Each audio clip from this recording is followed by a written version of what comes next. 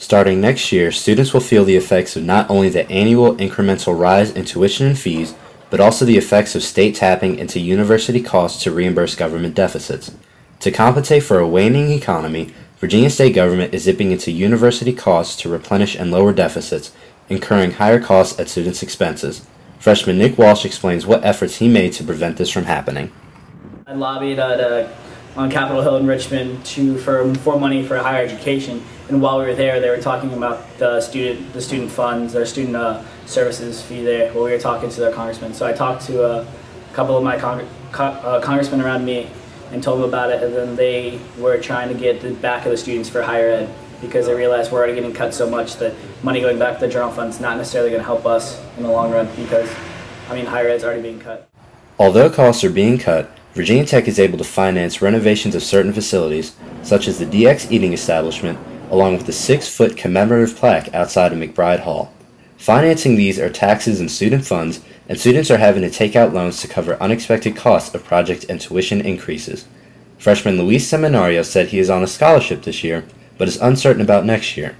He also said he will need a loan, something he didn't have to worry about for this year. I expected that I would have to take out a loan, but I guess now my loan is just going to have to be even bigger because, I'm paying for everything, and if the cost of tuition is going to rise, then I'm the one that's paying for it. One thing that's also feeling the effects of student tapping are student programs. Membership fees will potentially go up, and student participation could fall, causing uncertainty as to how long an organization will last. To make up for it, the organizations will need to recruit and ask students to pay more money in fees. Walsh explains how budgeting issues are a detriment for him and his parents.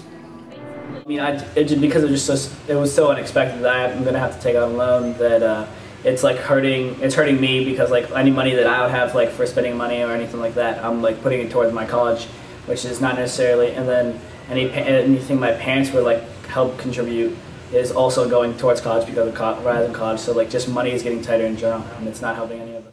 With rising costs and academic fees comes unassumed possibilities that students may not graduate on time, prolonging an entrance into the workforce and a sooner opportunity to pay back the loans. Junior Andrew Chung said that while he doesn't want to defer graduation, he might have no choice. As a matter of fact, I'm pretty sure that it's very likely that I might have to pause for next semester and raise the money over the fall semester and continue back to school in the spring semester. Chung also said that because graduation deferment is a reality, the competition to land a job post-graduation increases, further hurting his chances at earning a stable income.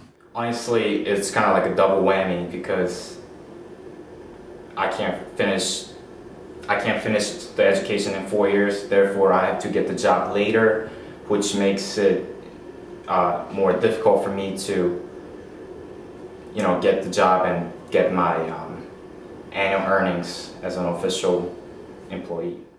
From a student's perspective, there are no positives to come from fee tapping, only the knowledge that parental/familial living expenses decrease as education costs increase.